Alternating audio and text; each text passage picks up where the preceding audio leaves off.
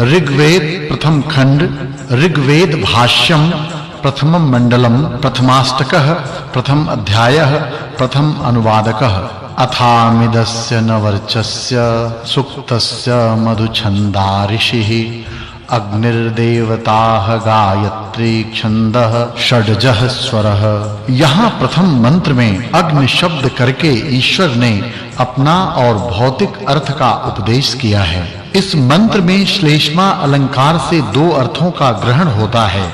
पिता के समान कृपा कारक परमेश्वर सब जीवों के हित और सब विद्याओं की प्राप्ति के लिए कल्प कल्प की आदि में वेद का उपदेश करता है। जैसे पिता व अध्यापक अपने शिष्य व पुत्र को शिक्षा देता है कि तू ऐसा कर व ऐसा वचन कह, सत्य वचन बोल इत्यादि शिक्षा को सुनकर बालक व शिष्य भी कहता है कि सत्य बोलूंगा, पिता और आचार्य की सेवा करूंगा, झूठ न कहूंगा। इस प्रकार जैसे परस्पर शिक्षक लोग शिष्य व लड़कों को उपदेश करते हैं, वैसे ही अग्निमीले इत्यादि वेद मंत्रों को भी जानना चाहिए, क्योंकि ईश्वर ने वेद सब जीवों के उत्तम सुख के लिए प्रकट किया है। इसी अग्निमीले वेद के उपदेश का परोपकार फल होने से इस मंत्र में ईले यह उत्तम पुरुष का प्रयोग भी है। अग्निमीले परमार्थ और व्यवहार विद्या की सिद्धि के लिए अग्नि शब्द से परमेश्वर भौतिक ये दोनों अर्थ लिए जाते हैं।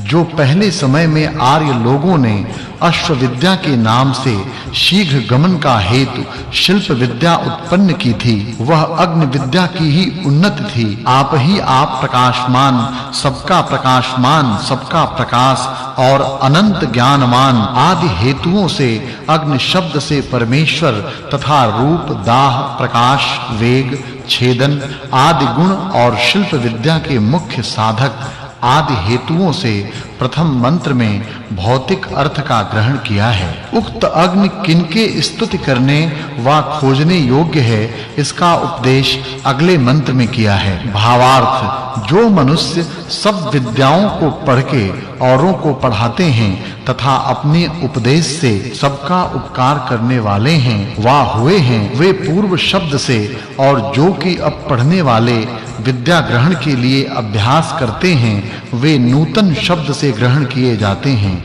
और वे सब पूर्ण विद्वान शुभ गुण सहित होने पर ऋषि कहते हैं, क्योंकि जो मंत्रों के अर्थों को जाने हुए धर्म और विद्या के प्रचार अपने सत्य उपदेश से सब पर कृपा करने वाले निष्कपट पुरुषार्थी धर्म के सिद्ध होने के लिए ईश्वर की उपासना करने वाले और कार्यों की सिद्धि के लिए भौतिक अग्नि के गुणों को जानकर अपने कामों को सिद्ध करने वाले होते हैं तथा प्राचीन और नवीन विद्वानों के तत्व जानने के लिए युक्ति प्रमाण से सिद्ध तर्क और कारण व कार्य जगत में रहने वाले प्राण हैं।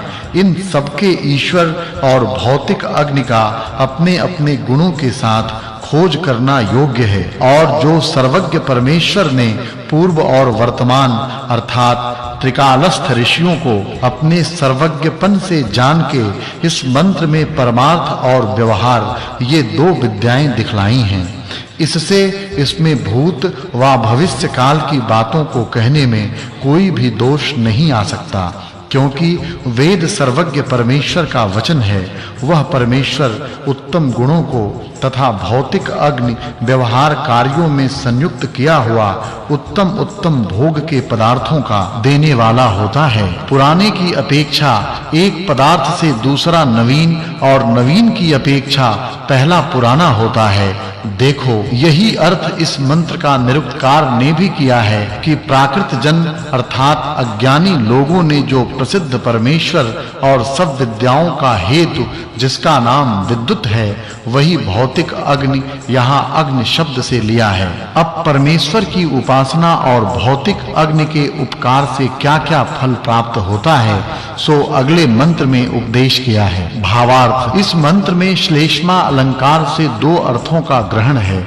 ईश्वर की आज्ञा में रहने तथा शिल्प विद्या संबंधी कार्यों की सिद्धि के लिए भौतिक अग्नि को सिद्ध करने वाले मनुष्यों को अक्षय अर्थात जिसका कभी नाश नहीं होता सो धन प्राप्त होता है तथा मनुष्य जिस धन से कीर्ति की वृद्धि और जिस धन को पाके वीर पुरुषों से युक्त होकर नाना सुखों से युक्त होते हैं सबको उचित है कि उस धन को अवश्य प्राप्त करें। उक्त भौतिक अग्नि परमेश्वर किस प्रकार के हैं यह भेद अगले मंत्र में जनाया है। भावार्थ इस मंत्र में श्लेषालंकार है जिस कारण व्यापक परमेश्वर अपनी सत्ता से उक्त यज्ञ की निरंतर रक्षा करता है। इसी से वह अच्छे-अच्छे गुणों के देने का हेतु होता है। इसी प्रकार ईश्वर ने दिव्य गुण युक्त अग्नि भी रचा है कि जो उत्तम शिल्प विद्या का उत्पन्न करने वाला है। उन गुणों को केवल धार्मिक उद्योगी और विद्वान मनुष्य ही प्राप्त होने के योग्य होता है। फिर कभी परमेश्वर और भौतिक अग्नि किस प्रकार के हैं सो अगले मंत्र में उपदेश किया है। भावार्थ इस मंत्र में श्लेषालंकार है सबका आधार सर्वज्ञ सबका रचने वाला विनाश रहित अनंत शक्तिमान और सबका प्रकाशक आदि गुण हेतुओं के पाए जाने से अग्नि शब्द के द्वारा परमेश्वर और आकर्षणादि गुणों से मूर्तिमान पदार्थों का धारणे करने हारादि गुणों से होने से भौतिक अग्नि भी ग्रहण होता है। सिवाय इसके मनुष्यों को यह भी जानना उचित है कि विद्वान के समागम और सांसारिक पदार्थों को उनके गुण सहित विचारने से परम दयालु परमेश्वर अनंत सुखदाता और भौतिक अग्नि शिल्प विद्या का सिद्ध करने वाला होता है। यह पहला वर्ग समाप्त हुआ। अब अग्नि शब्द से ईश्वर का उपदेश अगले मंत्र में किया है। भावार्थ जो न्याय दया कल्याण और सबका मित्र भाव करने वाला परमेश्वर है उसी की उपासना करके जीव इस लोक और मोक्ष के सुख को प्राप्त होता है। क्योंकि इस प्रकार का सुख देने का स्वभाव और सामर्थ्य केवल परमेश्वर का है दूसरे का नहीं। जैसे शरीरधारी अपने शरीर को धारण करता है वैसे ही परमेश्वर सब संसार को धारण करता है और इसी से इस संसार की यथावत रक्षा और स्थिति होती है। उक्त परमेश्वर कैसे उपासना करे प्राप्त होने योग्य है इसका विधान अगले मंत्र में किया है। भावार्थ हे सबको देखने और सब में व्याप्त होने वाले उपासना के योग्य परमेश्वर हम लोग सब कामों के करने में एक क्षण भी आपको नहीं भूलते। इससे हम लोगों को अधर्म करने की कभी इच्छा भी नहीं होती क्योंकि जो सर्वज्ञ सबका साक्षी परमेश्वर है वह हमारे सब कामों को देखता है। इस निश्चय से फिर भी वह परमेश्वर किस प्रकार का है सो अगले मंत्र में उपदेश किया है। भावार्थ जैसे विनाश और अज्ञान आदि दोष रहित परमात्मा अपने अंतर्यामी रूप से सब जीवों को सत्य का उपदेश तथा श्रेष्ठ विद्वान और सब जगत की रक्षा करता हुआ अपनी सत्ता और परम आनंद में प्रवृत्त हो रहा है वैसे ही परमेश्वर के उपासक भी आनंदित वृद्धि युक्त होकर विज्ञान में विहार करते हुए परम आनंद रूप विशेष फलों को प्राप्त होते हैं। वह परमेश्वर किसके समान किनकी रक्षा करता है सो अगले मंत्र में उपदेश किया है। भावार्थ इस मंत्र में उपमा अलंकार है। सब मनुष्यों को उत्तम प्रयत्न और ईश्वर की प्रार्थना इस प्रकार से करनी चाहिए कि हे भगवन जैसे पिता अपने पुत्र को अच्छी प्रकार पालन करके और उत्तम शिक्षा देकर उनको शुभ गुण और श्रेष्ठ कर्म करने योग्य बना देता है वैसे ही आप हम लोगों को शुभ गुण और शुभ कर्मों में युक्त सदैव कीजिए। यह प्रथम सूक्त में पहले 5 मंत्रों के द्वारा श्लेषालंकार से व्यवहार और परमार्थ की विद्याओं का प्रकाश किया और 4 मंत्रों से ईश्वर की उपासना और स्वभाव वर्णन किया। यह पहला सूक्त और दूसरा वर्ग समाप्त हुआ। अब द्वितीय सूक्त का प्रारंभ है। उसके प्रथम मंत्र में उन पदार्थों का वर्णन किया है कि जिन्होंने सब पदार्थ शोभित कर रखे हैं। भावार्थ, इस मंत्र में श्लेषालंकार है। जैसे परमेश्वर के सामर्थ्य से रचे हुए पदार्थ नित्य ही सुशोभित होते हैं, वैसे ही जो ईश्वर का रचा हुआ भौतिक वायु है, उसकी धारणा से भी सब पदार्थों की रक्षा और शोभा तथा जैसे जीव की प्रेम भक्ति से की हुई स्तुति को सर्वगत ईश्वर प्रतिक्षण सुनता है, वैसे ही भौतिक वायु के निमित्त से भी जीव शब्दों के उच्चारण और श्रवण करने को समर्थ होता है। उक्त परमेश्वर और भौतिक वायु किस प्रकार स्तुति करने योग्य है, सो अगले मंत्र में उपदेश किया है। भावार्थ, यहाँ श्लेषालंकार है।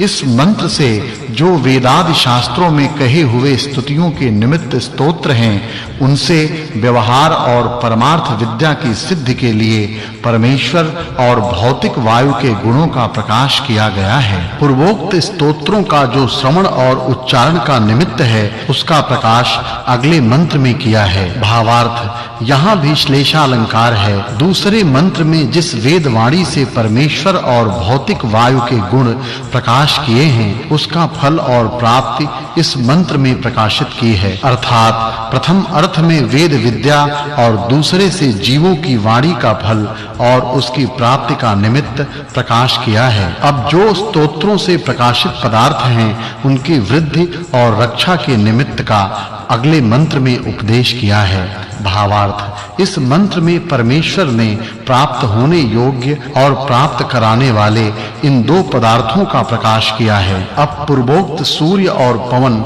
जिन्हें ईश्वर ने धारण किया है, वे किस-किस कर्म की सिद्धि के निमित्त रचे गए हैं, इस विषय का अगले मंत्र में उपदेश किया है। भावार्थ, इस मंत्र में परमेश्वर की सत्ता के अवलंब से उक्त इंद्र और वायु अपने-अपने कार्य करने को समर्थ होते हैं, यह वर्णन किया है। यह तीसरा वर्ग समाप्त हुआ। पूर्वोक्त इंद्र और वायु के शरीर के भीतर और बाहरले कार्य का अगले मंत्र में उपदेश किया है। भावार्थ, ब्रह्मांडस्थ सूर्य और वायु सब संसारी पदार्थों को बाहर से तथा जीव और प्राण शरीर के भीतर के अंग आदि सबको प्रकाश देने और पुष्ट करने वाले हैं, परंतु ईश्वर के आधार की अपेक्षा सब स्थानों में रहती है। ईश्वर पूर्वोक्त सूर्य और वायु को दूसरे नाम से अगले मंत्र में स्पष्ट करता है।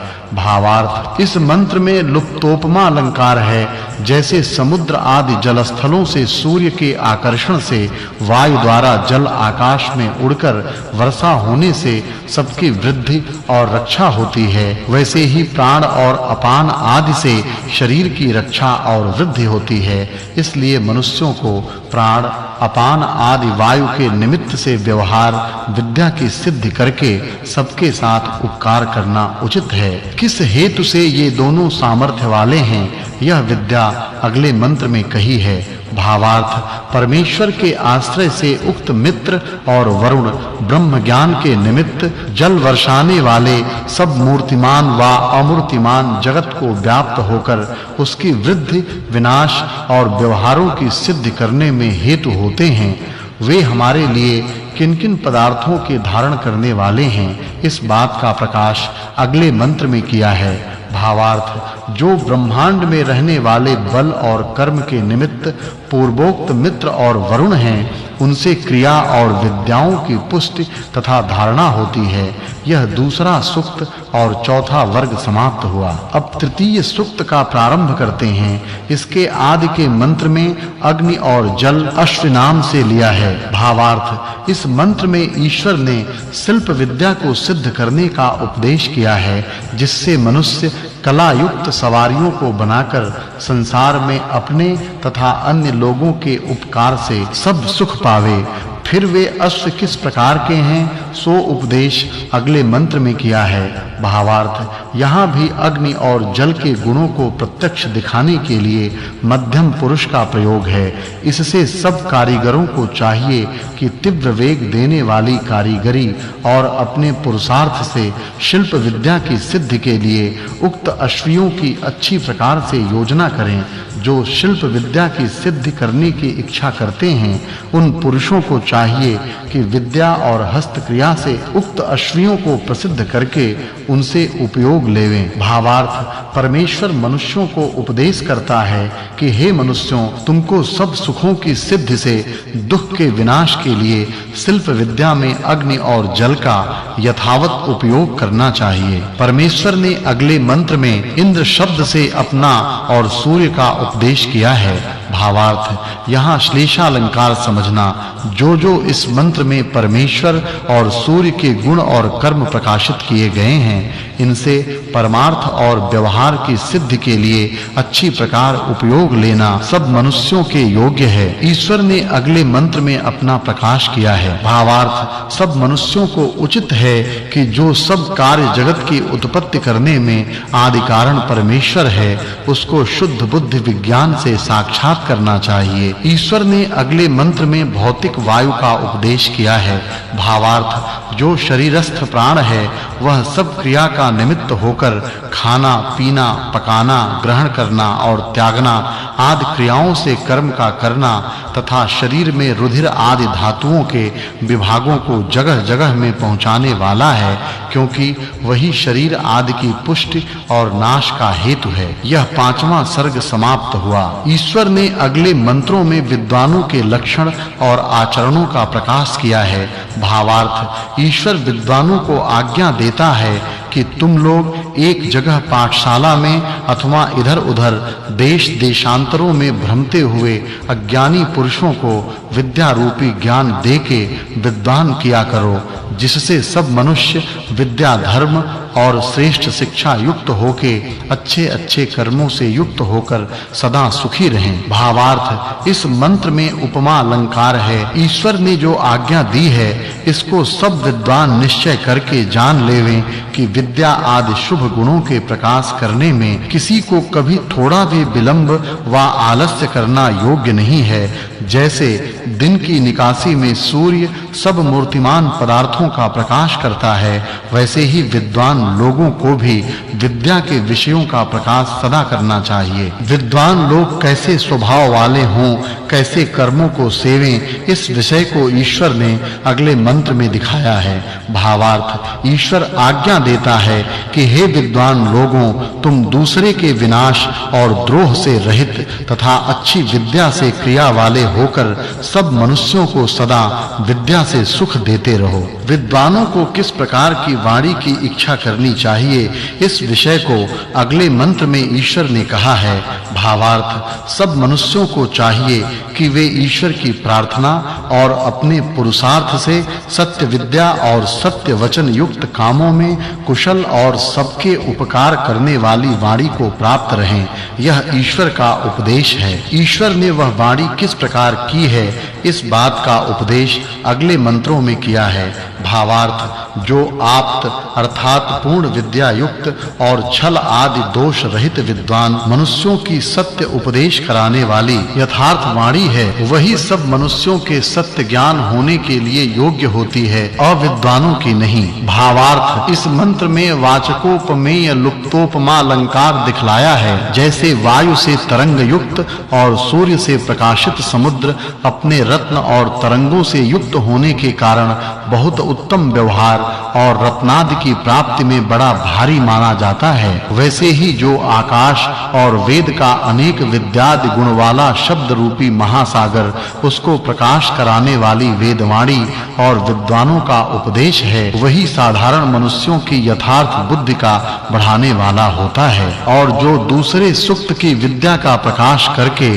क्रियाओं का हेतु अश्व शब्द का अर्थ और उसके सिद्ध करने वाले विद्वान का लक्षण तथा विद्वान होने का हेतु सरस्वती शब्द से सब विद्या प्राप्ति का निमित्त वाणी के प्रकाश करने से जान लेना चाहिए कि दूसरे सूक्त के अर्थ के साथ तीसरे सूक्त के अर्थ की संगति है। यह प्रथम अनुवाद, तीसरा सूक्त और छठा सर्ग समाप्त हुआ। अब चौथे सूक्त का आरंभ करते हैं। ईश्वर ने इस सूक्त के पहले मंत्र में उक्त विद्या के पूर्ण करने वाले साधन का प्रकाश किया है। भावार्थ, इस मंत्र में उपमा अलंकार है। जैसे मनुष्य गाय के दूध को प्राप्त होके अपने प्रयोजन को सिद्ध करते हैं, वैसे ही विद्वान धार्मिक पुरुष भी परमेश्वर की उपासना से श्रेष्ठ विद्या आदि गुणों को प्राप्त होकर अपने-अपने कार्यों को पूर्ण करते हैं। अगले मंत्र में ईश्वर ने इंद्र शब्द से सूर्य के गुणों का वर्णन किया है। भावार्थ, जिस प्रकार सब जीव सूर्य के प्रकाश में अपने-अपने कर्म करने को प्रवृत्त होते हैं, उस प्रकार रात्रि में सुख से नहीं हो सकते। जिसने सूर्य को बनाया है, उस परमेश्वर ने अपने जानने का उपाय अगले मंत्र में जनाया है। भावार्थ, जब मनुष्य इन धार्मिक श्रेष्ठ विद्वानों के समागम से शिक्षा और विद्या को प्राप्त होते हैं, तब पृथ्वी से लेकर परमेश्वर पर्यंत पदार्थों के ज्ञान द्वारा नाना प्रकार के सुखी होके फिर वे अंतर्यामी ईश्वर के उपदेश को छोड़कर कभी इधर-उधर नहीं भ्रमते। मनुष्य विद्वान के समीप जाकर क्या करें और वे इनके साथ कैसे वर्तें, इस विषय का उपदेश ईश्वर ने अगले मंत्र में किया है। भावार्थ, सब मनुष्यों को यही योग्य है कि प्रथम सत्य का उपदेश करते रहें। वेद पढ़े हुए और परमेश्वर की उपासना करने वाले विद्वानों को प्राप्त होकर अच्छी प्रकार उनके साथ प्रश्नोत्तर की रीति से अपनी सब शंका निवृत्त करें। किंतु विद्याहीन मूर्ख मनुष्य का संग व उनके दिए हुए उत्तरों में विश्वास कभी न करें।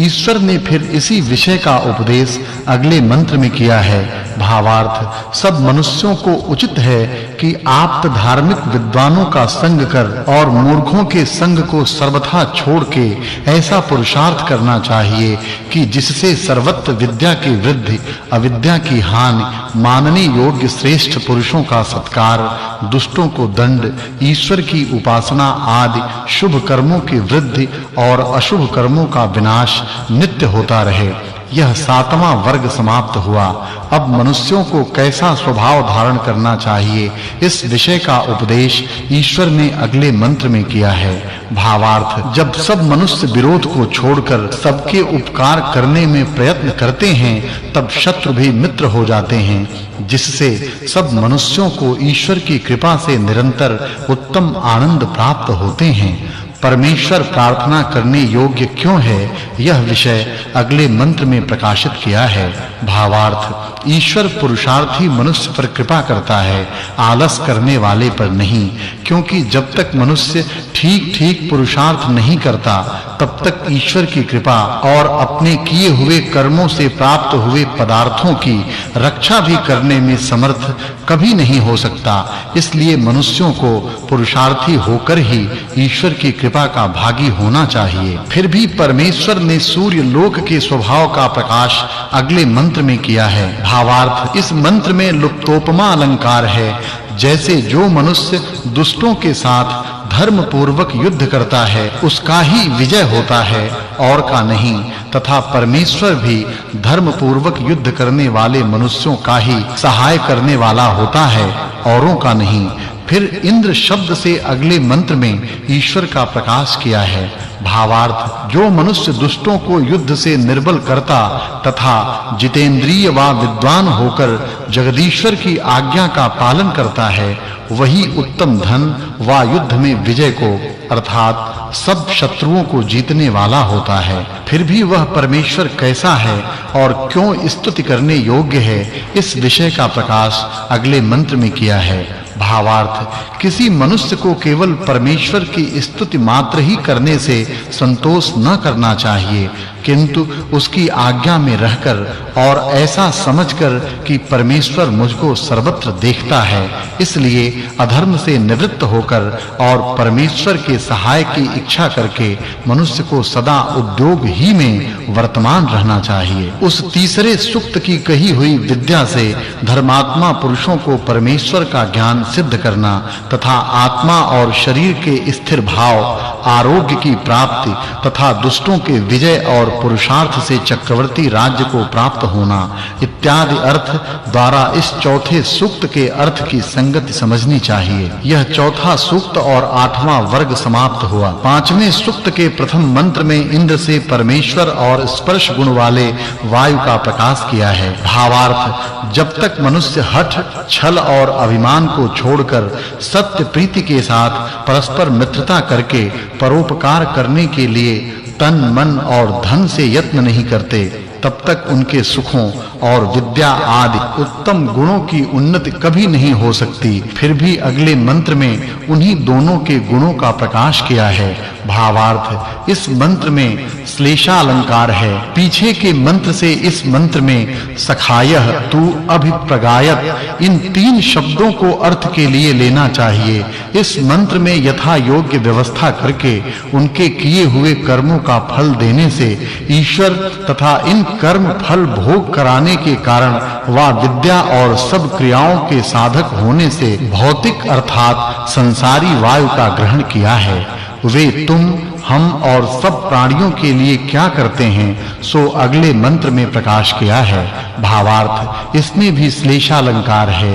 ईश्वर पुरुषार्थी मनुष्य का सहायकारी होता है, आलसी का नहीं, तथा स्पर्शवान वायु भी पुरुषार्थी ही से कार्य सिद्धि का निमित्त होता है, क्योंकि किसी प्राणी को पुरुषार्थ के बिना धन व बुद्धि का और इनके बिना उत्तम सुख का लाभ कभी नहीं हो सकता। इसलिए सब मनुष्यों को उद्योगी अर्थात पुरुषार्थी आशा वाले अवश्य होना चाहिए। ईश्वर ने अपने आप सूर्य लोक का गुण सहित चौथे मंत्र में प्रकाश किया है। भावार्थ, इसमें भी श्लेषालंकार है। जब तक मनुष्य लोग परमेश्वर को अपना इष्ट देव समझने वाले और बलवान अर्थात पुरुषार्थी नहीं होते, तब तक उनको दुष्ट शत्रुओं की निर्बलता करने का सामर्थ्य भी नहीं होता। ये संसारी पदार्थ किस लिए उत्पन्न किए गए और कैसे, ये किससे पवित्र किए जाते हैं, इस विषय का प्रकाश अगले मंत्र में किया है। भावार्थ, इस मंत्र में श्लेषालंकार है।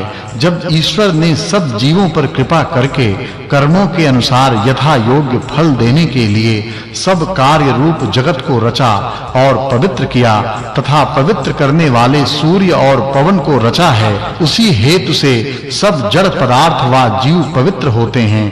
परंतु जो मनुष्य पवित्र गुण कर्मों के ग्रहण से पुरुषार्थी होकर संसारी पदार्थों से यथावत उपयोग लेते तथा सब जीवों को उनके उपयोगी कराते हैं, वे ही मनुष्य पवित्र और सुखी होते हैं। यह 9वां वर्ग समाप्त हुआ।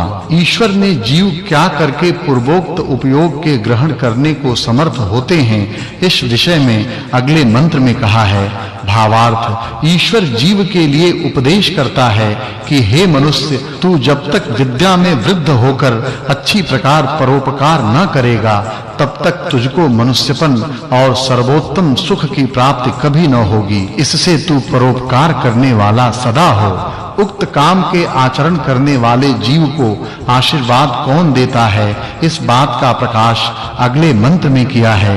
भावार्थ, ईश्वर ऐसे मनुष्यों को आशीर्वाद देता है जो मनुष्य विद्वान परोपकारी होकर अच्छी प्रकार नित्य उद्योग करके इन सब पदार्थों से उपकार ग्रहण करके सब प्राणियों को सुखयुक्त करता है, वही सदा सुख को प्राप्त होता है, अन्य कोई नहीं। ईश्वर ने उक्त अर्थ के ही प्रकाश करने वाले इंद्र शब्द का अगले मंत्र में भी प्रकाश किया है। भावार्थ, जो विश्व में पृथ्वी, सूर्य आदि प्रत्यक्ष और अप्रत्यक्ष रचे हुए पदार्थ हैं, वे सब जगत की उत्पत्ति करने वाले तथा धन्यवाद देने के योग्य परमेश्वर ही को प्रसिद्ध करके जानते हैं कि जिससे न्याय और उपकार आदि ईश्वर के गुणों को अच्छी प्रकार जान के विद्वान भी वैसे ही कर्मों कर्मों में प्रवृत्त हों। वह जगदीश्वर हमारे लिए क्या करे सो अगले मंत्र में वर्णन किया है। भावार्थ, जिसकी सत्ता में संसार के पदार्थ बलवान होकर अपने-अपने व्यवहारों में वर्तमान हैं, उन सब के सब आदि गुणों से उपकार लेकर विश्व के नाना प्रकार के सुख भोगने के लिए हम लोग पूर्ण पुरुषार्थ करें तथा ईश्वर इस प्रयोजन में हमारा सहाय करे, इसलिए हम लोग ऐसी प्रार्थना करते हैं। किसकी रक्षा से पुरुषार्थ सिद्ध होता है, इस विषय का प्रकाश ईश्वर ने अगले मंत्र में किया है। भावार्थ, कोई मनुष्य अन्याय से किसी प्राणी को मारने की इच्छा न करे, किंतु परस्पर सब मित्र भाव से वर्तें, क्योंकि जैसे परमेश्वर बिना अपराध के किसी का तिरस्कार नहीं करता, वैसे ही सब मनुष्यों को भी करना चाहिए। इस पंचम सूक्त की विद्या से मनुष्य को किस प्रकार पुरुषार्थ और सबका उपकार करना चाहिए, इस विषय के कहने से चौथे सूक्त के अर्थ के साथ इसकी संगति जाननी चाहिए। यह पांचवां सूक्त और 10वां वर्ग समाप्त हुआ। छठे सूक्त के प्रथम मंत्र में यथा योग्य कार्यों में किस प्रकार से किन-किन पदार्थों को संयुक्त करना चाहिए, इस विषय का उपदेश किया है। भावार्थ, जो लोग विद्या संपादन में निरंतर उद्योग करने वाले होते हैं, वे ही सब सुखों को प्राप्त होते हैं। इसलिए विद्वान को उचित है कि पृथ्वी आदि पदार्थों से उपयोग लेकर सब प्राणियों को लाभ पहुंचावे, कि जिससे उनको भी संपूर्ण सुख मिले। उक्त सूर्य और अग्नि आदि के कैसे गुण हैं और वे कहां-कहां उपयुक्त करने योग्य हैं, सो अगले मंत्र में उपदेश किया है। भावार्थ, ईश्वर उपदेश करता है कि मनुष्य लोग जब तक भू जल आदि पदार्थों के गुण ज्ञान और उनके उपकार से भू जल और आकाश में जाने आने के लिए अच्छी सवारियों को नहीं बनाते, तब तक उनको उत्तम राज्य और धन आदि उत्तम सुख नहीं मिल सकते। जिसने संसार के सब पदार्थ उत्पन्न किए, वह कैसा है, यह बात अगले मंत्र में प्रकाशित की है। भावार्थ, मनुष्यों के प्रति रात्रि के चौथे प्रहर में आलस्य छोड़कर फूर्ति से उठकर अज्ञान और दरिद्रता के विनाश के लिए प्रयत्न वाले होकर तथा परमेश्वर के ज्ञान और संसारी पदार्थों से उपकार लेने के लिए उत्तम उपाय सदा करना चाहिए। अगले मंत्र में वायु के कर्मों का उपदेश किया है। भावार्थ, जो जल सूर्य व अग्नि के संयोग से छोटा-छोटा हो जाता है, उसको धारण कर और मेघ के आकार का बना के वायु ही उसे फिर वर्षाता है, उसी से सबका पालन और सबको सुख होता है। उन पवनों के साथ सूर्य क्या करता है, सो अगले मंत्र में उपदेश किया है। भावार्थ, इस मंत्र में उपमा अलंकार है। जैसे बलवान पवन अपने वेग से भारी-भारी वृक्षों को तोड़-फोड़ डालते और उनको ऊपर नीचे गिराते हैं, वैसे ही सूर्य भी अपनी किरणों से उनका छेदन करता है। इससे वे ऊपर नीचे गिरते रहते हैं। इसी प्रकार ईश्वर के नियम से सब पदार्थ उत्पत्ति और विनाश को भी प्राप्त होते रहते हैं। यह 11वां वर्ग समाप्त हुआ। फिर वे पवन कैसे हैं, सो अगले मंत्र में प्रकाश किया है।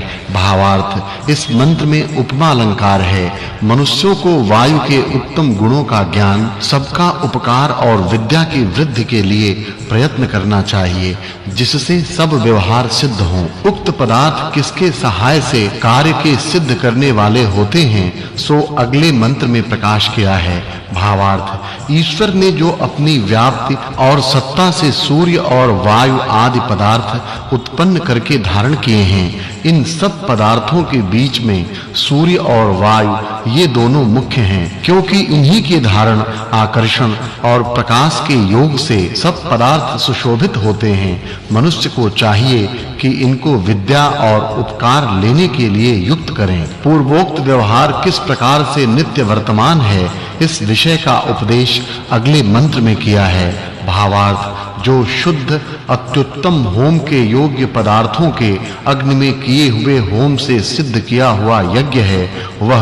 वायु और सूर्य की किरणों की शुद्धि के द्वारा रोग नाश करने हेतु से सब जीवों को सुख देकर बलवान करता है। अगले मंत्र में गमन स्वभाव वाले पवन का प्रकाश किया है। भावार्थ यह बलवान वायु अपने गमन आगमन गुण से पदार्थों के गमन आगमन धारण तथा शब्दों के उच्चारण और श्रवण का हेतु है। अगले मंत्र में सूर्य के कर्म का उपदेश किया है। भावार्थ सूर्य की किरणें पृथ्वी में स्थित हुए जलादि पदार्थों को भिन्न-भिन्न करके बहुत छोटे-छोटे कर देती हैं। इसी से वे पदार्थ पवन के साथ ऊपर को चढ़ जाते हैं, क्योंकि वह सूर्य सब लोकों से बड़ा है। सूर्य और पवन से जैसे पुरुषार्थ की सिद्धि करनी चाहिए तथा वे लोक जगत में किस प्रकार से वर्तते रहते हैं और कैसे उनसे उपकार की सिद्धि होती है, इन प्रयोजनों से 5 सूक्त के अर्थ के साथ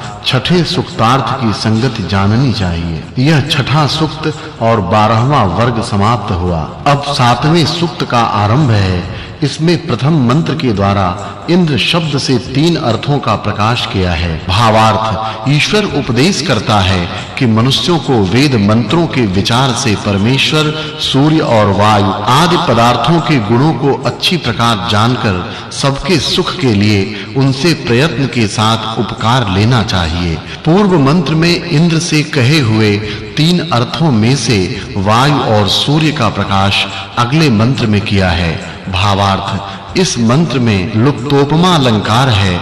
जैसे वायु के संयोग से वचन, श्रवण आदि व्यवहार तथा सब पदार्थों के गमन आगमन धारण और स्पर्श होते हैं, वैसे ही सूर्य के योग से पदार्थों के प्रकाश और छेदन भी होते हैं। इसके अनंतर किसने किस लिए सूर्य लोक बनाया है सो अगले मंत्र में प्रकाश किया है। भावार्थ रचने की इच्छा करने वाले ईश्वर ने सब लोकों में दर्शन, धारण और आकर्षण आदि प्रयोजनों के लिए प्रकाश रूप सूर्य लोक को सब लोकों के बीच में स्थापित किया है। इसी प्रकार यह हर एक ब्रह्मांड का नियम है कि वह क्षण-क्षण में जल को ऊपर खींचकर पवन के द्वारा ऊपर स्थापन करके बार-बार संसार में वर्षाता है। इसी से यह वर्षा का कारण है। इंद्र शब्द के व्यवहार को दिखलाकर अब प्रार्थना रूप से अगले मंत्र में परमेश्वरार्थ का प्रकाश किया है। भावार्थ परमेश्वर का यह स्वभाव है कि युद्ध करने वाले धर्मात्मा पुरुषों पर अपनी कृपा करता है और आलसियों पर नहीं। इसी से जो मनुष्य जितेंद्रिय, विद्वान, पक्षपात को छोड़ने वाले शरीर और आत्मा के बल से अत्यंत पुरुषार्थी तथा आलस्य को छोड़े हुए धर्म से बड़े-बड़े युद्धों को जीत के प्रजा का निरंतर पालन करते हैं, वे ही महाभाग्य को प्राप्त होके सुखी रहते हैं। फिर भी उक्त अर्थ और सूर्य तथा वायु के गुणों का प्रकाश अगले मंत्र में किया है। भावार्थ इस मंत्र में श्लेषालंकार है, जो बड़े-बड़े भारी और छोटे-छोटे संग्रामों में ईश्वर को सर्वव्यापक और रक्षा करने वाला मान के धर्म और उत्साह के साथ दुष्टों से युद्ध करें तो मनुष्यों का अचल विजय होता है। तथा जैसे ईश्वर भी सूर्य और पवन के निमित्त से वर्षा आदि के द्वारा संसार का अत्यंत सुख सिद्ध किया करता है, वैसे मनुष्य लोगों को भी पदार्थों का निमित्त करके कार्य सिद्ध करनी चाहिए। यह 13वां वर्ग समाप्त हुआ। मनुष्यों को परमेश्वर की प्रार्थना किस प्रयोजन के लिए करनी चाहिए, वह सूर्य किसका निमित्त है, इस विषय को अगले मंत्र में कहा है। भावार्थ जो मनुष्य अपनी दृढ़ता से सत्य विद्या का अनुष्ठान और नियम से ईश्वर की आज्ञा का पालन करता है, उसके आत्मा में से अविद्या रूपी अंधकार का नाश अंतर्यामी परमेश्वर कर देता है, जिससे वह पुरुष धर्म और पुरुषार्थ को कभी नहीं छोड़ता। फिर भी अगले मंत्र में इंद्र शब्द से परमेश्वर का प्रकाश किया है। भावार्थ ईश्वर ने इस संसार में प्राणियों के सुख के लिए इन पदार्थों में अपनी शक्ति से जितने दृष्टांत वा उनमें जिस प्रकार की रचना और अलग-अलग उनके गुण उनसे उपकार लेने के लिए रखे हैं, उन सब के जानने को मैं अल्प बुद्धि पुरुष होने से समर्थ कभी नहीं हो सकता और न कोई मनुष्य ईश्वर के गुणों की समाप्ति जानने को समर्थ है, क्योंकि जगदीश्वर अनंत गुण और अनंत सामर्थ्य वाला है। परंतु मनुष्य उन पदार्थों से जितना उपकार लेने में समर्थ हो, उतना सब प्रकार से लेना चाहिए। परमेश्वर मनुष्य को कैसे प्राप्त होता है सो अर्थ अगले मंत्र में प्रकाशित किया है। भावार्थ इस मंत्र में उपमा और श्लेषालंकार है। मनुष्य ही परमेश्वर को प्राप्त हो सकते हैं क्योंकि वे ज्ञान की वृद्धि करने के स्वभाव वाले होते हैं और धर्मात्मा ज्ञान वाले मनुष्यों का परमेश्वर को प्राप्त होने का स्वभाव है तथा जो ईश्वर ने रचकर कक्षा में स्थापन किया हुआ सूर्य है वह अपने सामने अर्थात समीप के लोकों को चुंबक पत्थर और लोहे के समान खींचने को समर्थ रहता है। सब प्रकार से सबका सहायकारी परमेश्वर ही है। इस विषय का अगले मंत्र में प्रकाश किया है। भावार्थ जो सबका स्वामी अंतर्यामी व्यापक और सब ऐश्वर्य देने वाला जिसमें कोई दूसरा और जिसकी किसी दूसरे की सहाय की इच्छा नहीं है वही सब मनुष्यों को इष्ट बुद्धि से सेवा करने योग्य है। जो मनुष्य उस परमेश्वर को छोड़ के दूसरे को इष्ट देव मानता है वह भाग्यहीन बड़े-बड़े घोर दुखों को सदा प्राप्त होता है। उक्त परमेश्वर सर्वोपरि विराजमान है। इस विषय का प्रकाश अगले मंत्र में किया है। भावार्थ ईश्वर इस मंत्र में सब मनुष्यों के हित के लिए उपदेश करता है। हे मनुष्यों तुमको अत्यंत उचित है कि मुझे छोड़कर उपासना करने योग्य किसी दूसरे देव को कभी मत मानो क्योंकि एक मुझको छोड़कर कोई दूसरा ईश्वर नहीं है। जब वेद में ऐसा उपदेश है तो जो मनुष्य अनेक ईश्वर वा उसके अवतार मानता है वह सबसे बड़ा मूढ़ है। इस सप्तम सूक्त में जिस ईश्वर ने अपनी रचना के सिद्ध रहने के लिए अंतरिक्ष में सूर्य और वायु स्थापन किए हैं वही एक सर्वशक्तिमान सर्वदोष रहित और सब मनुष्यों का पूज्य है। इस व्याख्यान से इस सप्तम सूक्त के अर्थ के साथ छठे सूक्त के अर्थ की संगति जाननी चाहिए। यह दूसरा अनुवाक सातवां सूक्त और 14वां वर्ग समाप्त हुआ।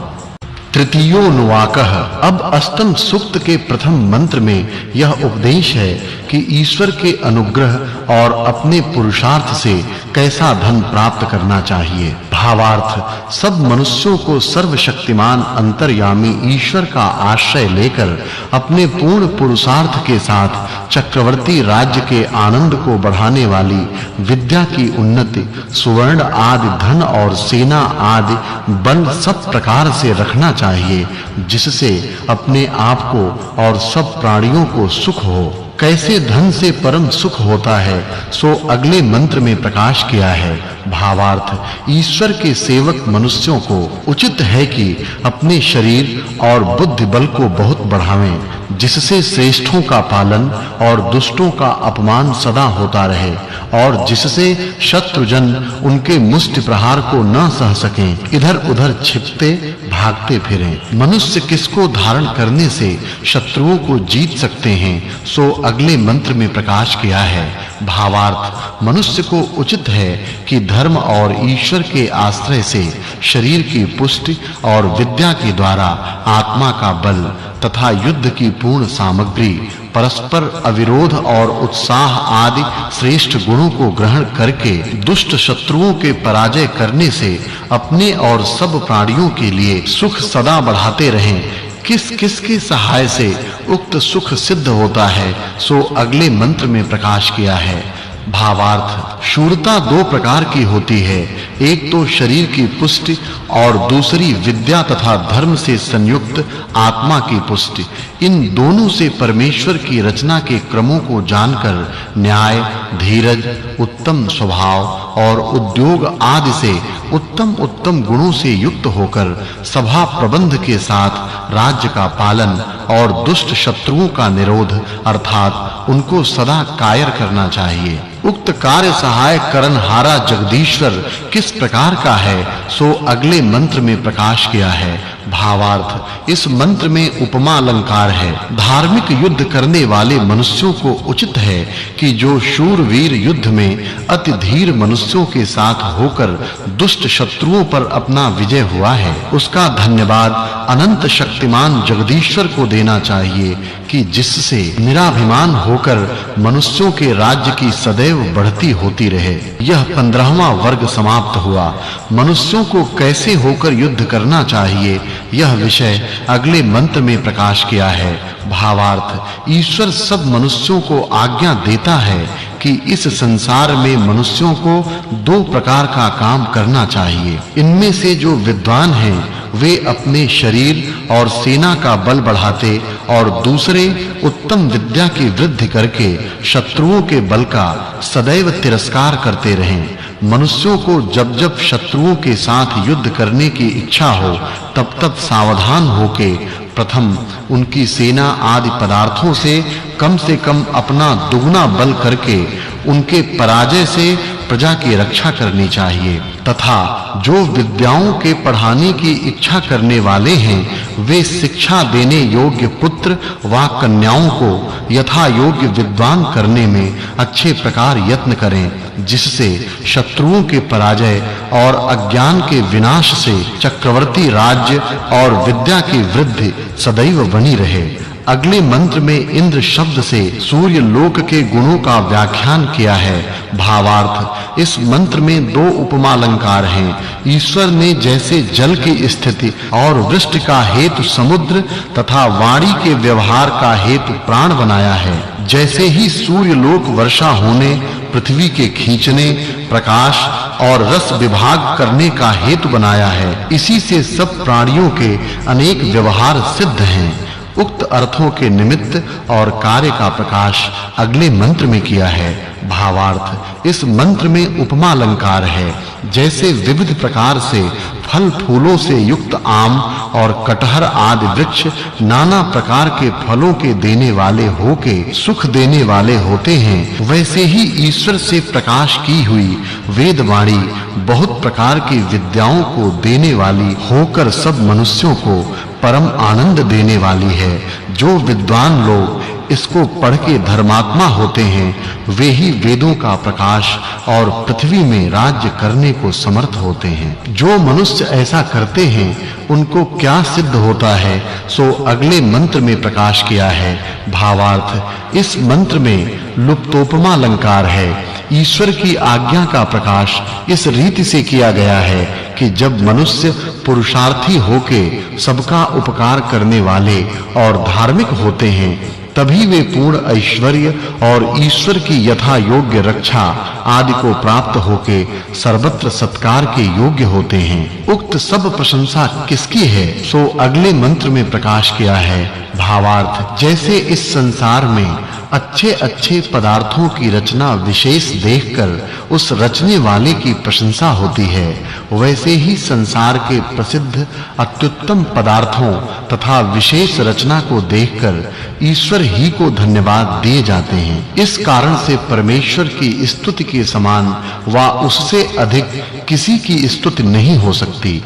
इस प्रकार जो मनुष्य ईश्वर की उपासना और वेदोक्त कर्मों के करने वाले हैं वे ईश्वर के आश्रित होके वेद विद्या से आत्मा के सुख और उत्तम क्रियाओं से शरीर के सुख को प्राप्त होते हैं। वे परमेश्वर की ही प्रशंसा करते रहें। इस अभिप्राय से इस 8वें सूक्त के अर्थ की पूर्वोक्त 7वें सूक्त के अर्थ के साथ संगति जाननी चाहिए।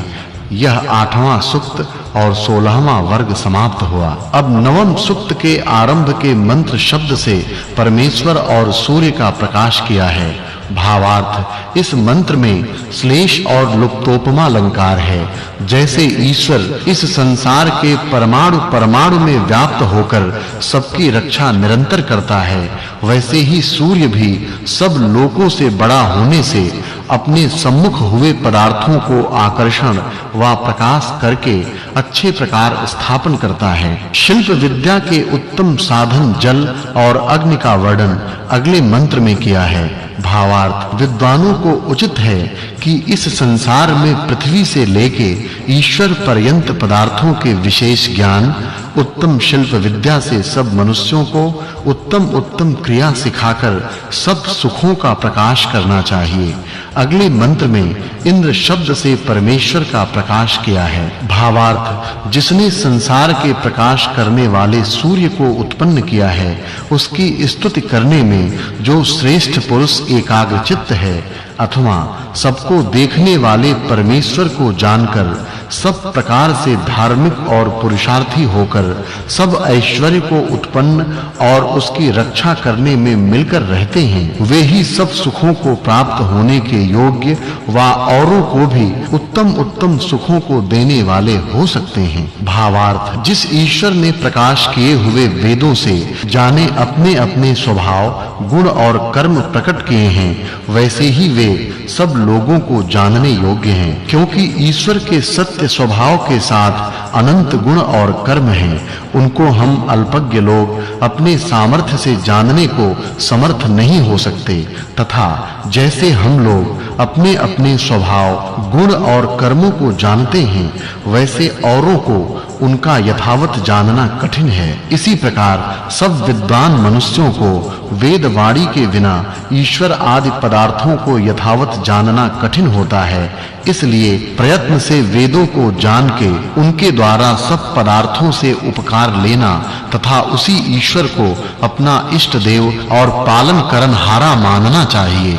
ईश्वर की उपासना से क्या लाभ होता है, सो अगले मंत्र में प्रकाश किया है। भावार्थ, मनुष्यों को ईश्वर के अनुग्रह और अपने पुरुषार्थ से आत्मा और शरीर के सुख के लिए विद्या और ऐश्वर्य की प्राप्ति व उनकी रक्षा और उन्नति तथा सत्य मार्ग व उत्तम दानादि धर्म अच्छी प्रकार से सदैव सेवन करना चाहिए, जिससे दारिद्र्य और आलस्य से उत्पन्न होने वाले दुखों का नाश होकर अच्छे भोग करने योग्य पदार्थों की वृद्धि होती रहे। यह 17वां वर्ग समाप्त हुआ।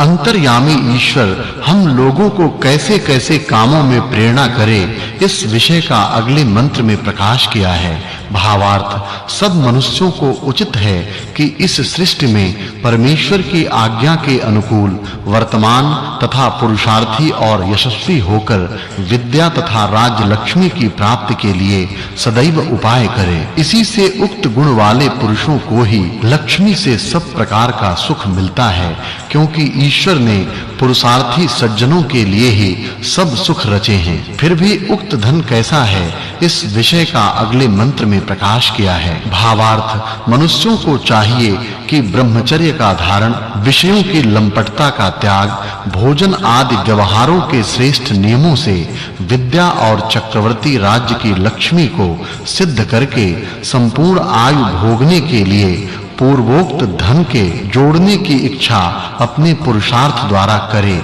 कि जिससे इस संसार का व परमार्थ का दृढ़ और विशाल अर्थात अति श्रेष्ठ सुख सदैव बना रहे। परंतु यह उक्त सुख केवल ईश्वर की प्रार्थना से ही नहीं मिल सकता, किंतु उसकी प्राप्ति के लिए पूर्ण पुरुषार्थ करना भी अवश्य उचित है। भावार्थ, हे जगदीश्वर, आप कृपा करके जो अत्यंत पुरुषार्थ के साथ जिस धन के द्वारा बहुत से सुखों को सिद्ध करने वाली सेना प्राप्त होती है, उसको हम लोगों में नित्य स्थापन कीजिए। फिर भी यह इंद्र कैसा है, सो अगले मंत्र में प्रकाश किया है। भावार्थ, सब मनुष्यों को उचित है कि जो ऐश्वर्य के निमित्त संसार का स्वामी सर्वत्र व्यापक इंद्र परमेश्वर है, उसकी प्रार्थना और ईश्वर के न्याय आदि गुणों की प्रशंसा पुरुषार्थ के साथ सब प्रकार से अतिश्रेष्ठ विद्या है, राज्य लक्ष्मी आदि पदार्थों को प्राप्त होकर उनकी उन्नति और रक्षा सदा करें। किस प्रयोजन के लिए परमेश्वर की प्रार्थना करनी चाहिए,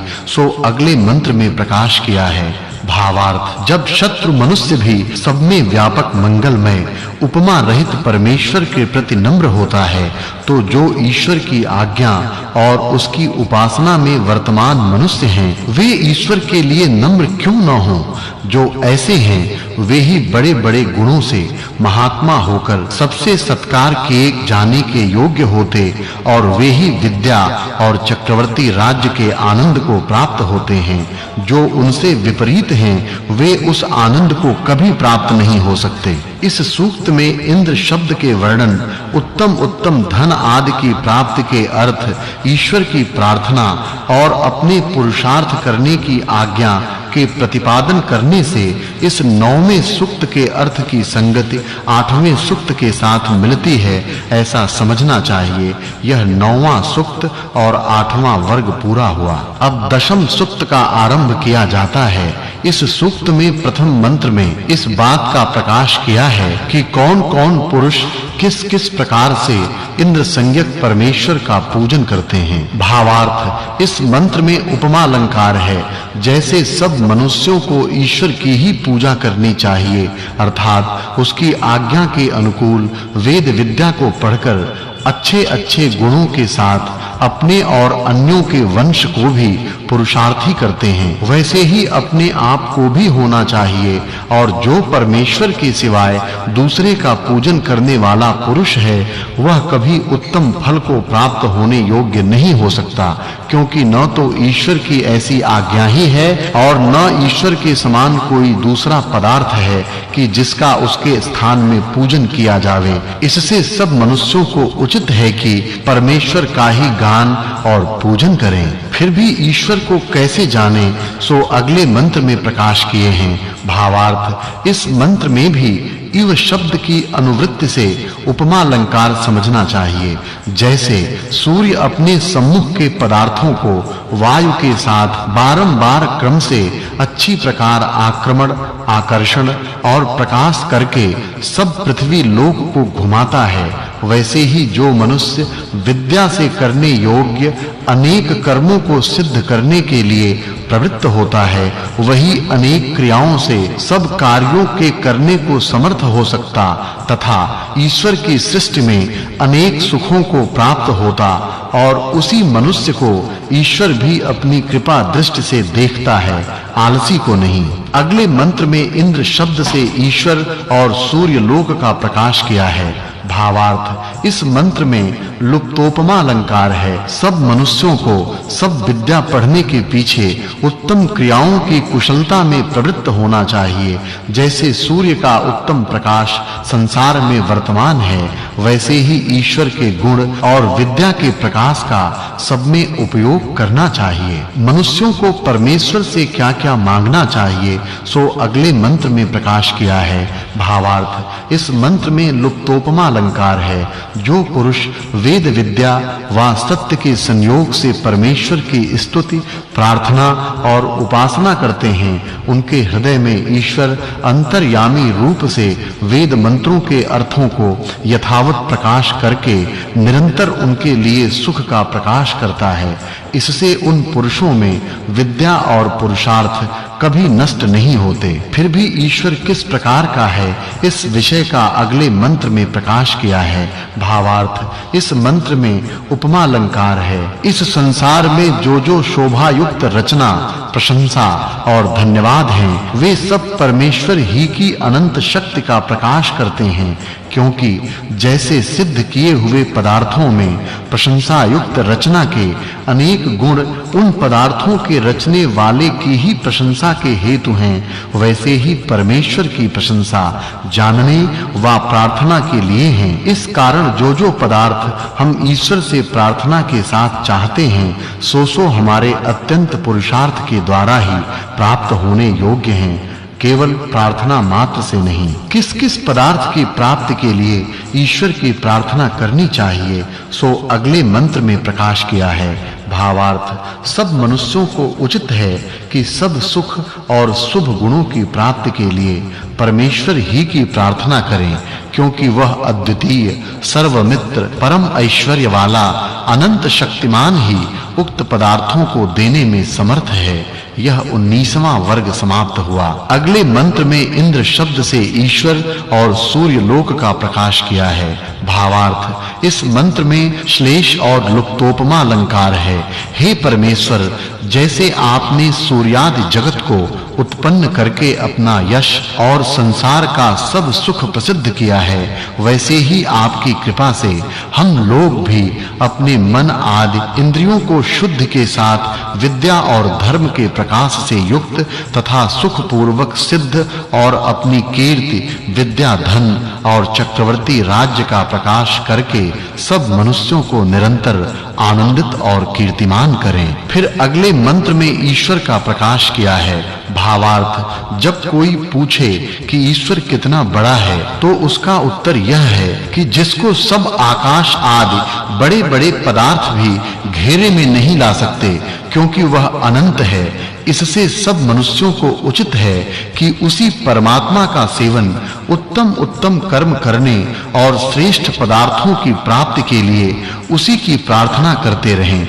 जब जिसके गुण और कर्म की गणना कोई नहीं कर सकता, तो कोई उसके अंत पाने को समर्थ कैसे हो सकता है? भावार्थ, इस मंत्र में उपमा अलंकार है। मनुष्य को उचित है कि जो सर्वज्ञ जीवों के किए हुए वाणी के व्यवहारों का यथावत श्रवण करने वाला, सर्वाधार, अंतर्यामी, जीव और अंतःकरण की यथावत शुद्धि का हेतु तथा सबका मित्र ईश्वर है, वही एक जानने व प्रार्थना करने योग्य है। फिर भी मनुष्य परमेश्वर को कैसा जाने, इस विषय का अगले मंत्र में प्रकाश किया है। भावार्थ, मनुष्यों को सब कर्मों की सिद्धि देने और युद्ध में शत्रुओं के विजय के हेतु परमेश्वर ही देने वाला है, जिसने इस संसार में सब प्राणियों के सुख के लिए असंख्यात पदार्थ उत्पन्न व रक्षित किए हैं। उस परमेश्वर व उसकी आज्ञा का आश्रय करके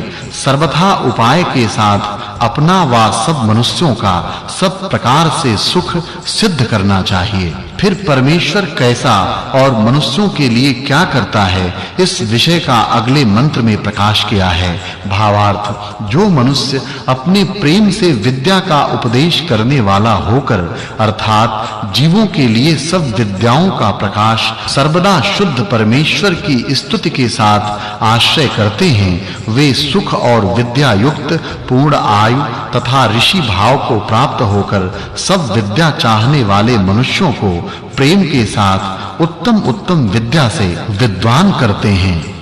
उक्त सब स्तुति ईश्वर ही के गुणों का कीर्तन करती है। इस विषय का अगले मंत्र में प्रकाश किया है।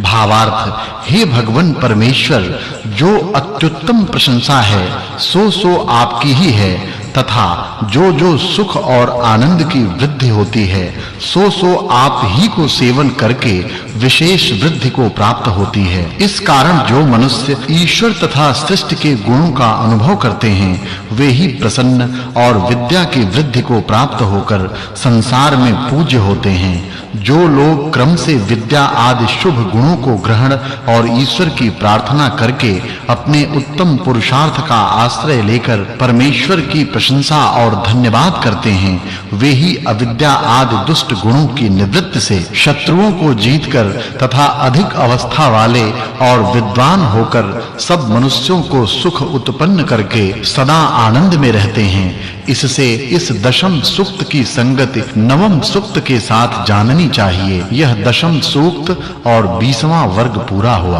अब 11वें सूक्त का आरंभ किया जाता है तथा पहले मंत्र में इंद्र शब्द से ईश्वर व विजय करने वाले पुरुष का उपदेश किया है। भावार्थ, इस मंत्र में श्लेषालंकार है। सब वेदवाणी परम ऐश्वर्य युक्त, सब में रहने, सब जगह रमण करने, सत्य स्वभाव तथा धर्मात्मा सज्जनों को विजय देने वाले परमेश्वर और धर्म व बल से दुष्ट मनुष्यों को जीतने तथा धर्मात्मा व सज्जन पुरुषों की रक्षा करने वाले मनुष्य का प्रकाश करती है। इस प्रकार परमेश्वर वेदवाणी से सब मनुष्यों को आज्ञा देता है। भावार्थ, इस मंत्र में श्लेषालंकार है। जो मनुष्य परमेश्वर की आज्ञा के पालने व अपने धर्मानुष्ठान से परमात्मा तथा शूरवीर आदि मनुष्यों में मित्र भाव अर्थात प्रीति रखते हैं, वे बल वाले होकर किसी मनुष्य से पराजय व भय को प्राप्त कभी नहीं होते। भावार्थ, इस मंत्र में भी श्लेषालंकार है। जैसे ईश्वर व राजा की तरह संसार में दान और रक्षा निश्चल न्याययुक्त होती है, वैसे अन्य मनुष्यों को भी प्रजा के बीच में विद्या और निर्भयता का निरंतर विस्तार करना चाहिए। जो ईश्वर न होता तो यह जगत कैसे उत्पन्न होता, तथा जो ईश्वर सब पदार्थों को उत्पन्न करके सब मनुष्यों के लिए नहीं देता, तो मनुष्य लोग कैसे जी सकते।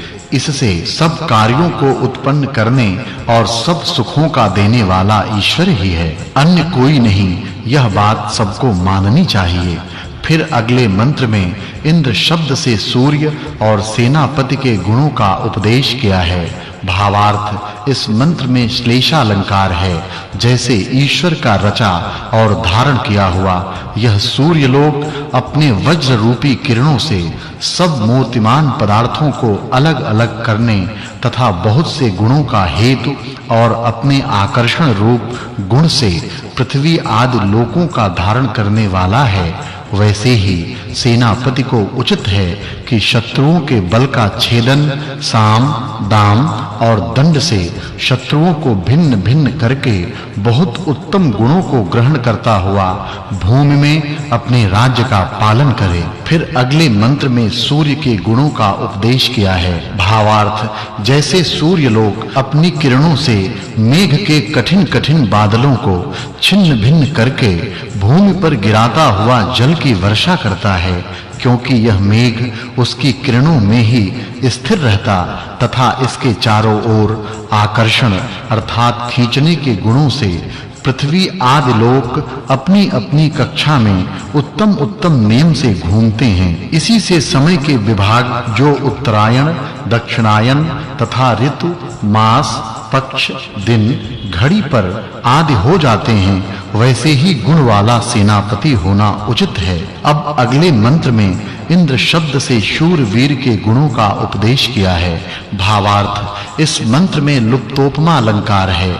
ईश्वर सब मनुष्यों को आज्ञा देता है कि जैसे मनुष्यों को धार्मिक, प्रशंसनीय सभाध्यक्ष व सेनापति मनुष्यों के अभय दान से निर्भयता को प्राप्त होकर जैसे समुद्र के गुणों को जानते हैं, वैसे ही उक्त पुरुष के आश्रय से अच्छी प्रकार जानकर उनको प्रसिद्ध करना चाहिए तथा दुखों के निवारण से सब सुखों के लिए परस्पर विचार भी करना चाहिए। फिर अगले मंत्र में सूर्य के गुणों का उपदेश किया है। भावार्थ, बुद्धिमान मनुष्यों को ईश्वर आज्ञा देता है कि साम, दाम, दंड और भेद की युक्ति से दुष्ट और शत्रु जनों की निवृत्ति करके विद्या और चक्रवर्ती राज्य की यथावत उन्नति करनी चाहिए तथा जैसे इस संसार में कपटी, छली और दुष्ट पुरुष बुद्धि को प्राप्त न हो, वैसा उपाय निरंतर करना चाहिए।